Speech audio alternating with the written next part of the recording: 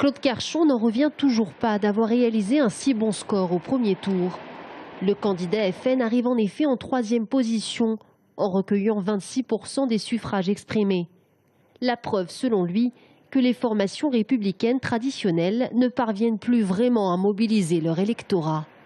Je ne suis pas connu par rapport aux autres pointures. Par exemple, les autres sont très connus, soutenus par le maire d'Amboise, l'UMP soutenu par la députée Claude Greff. Donc je m'attendais vraiment à ce qu'ils fassent des scores exceptionnels. Et on a bien vu quand même que l'ancrage Front National maintenant est rentré dans les mœurs. Pas d'accord avec l'UMP, nous dit Claude Carchon. Un sujet sensible ces temps-ci. Quant à dimanche prochain, le FN a de toute façon, selon lui, déjà gagné.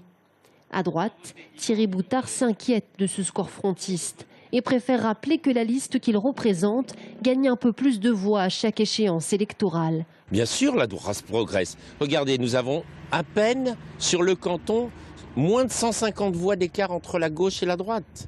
Moins de 150 voix. Ça veut dire que la droite progresse elle aussi énormément. Et sur la ville d'Amboise, nous sommes à peine 40 voix. Il y a donc une belle progression par rapport aussi au municipal et une dynamique qui se fait sur cette ville comme ailleurs. En face, le socialiste Rémi Levaux. À 23 ans, il est le plus jeune candidat à se présenter aux élections dans le département. Pour le second tour, il compte sur les réserves de voix à gauche. Une gauche rassemblée, mais une gauche qui va bien au-delà, puisqu'on rassemble aussi le centre et les diverses droites de la majorité municipale à Amboise.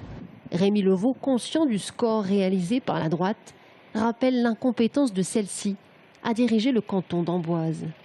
La droite aujourd'hui, elle ne connaît pas les dossiers, elle ne connaît pas la réalité du terrain. Il nous propose un collège au nord, il était bon il y a 40 ans.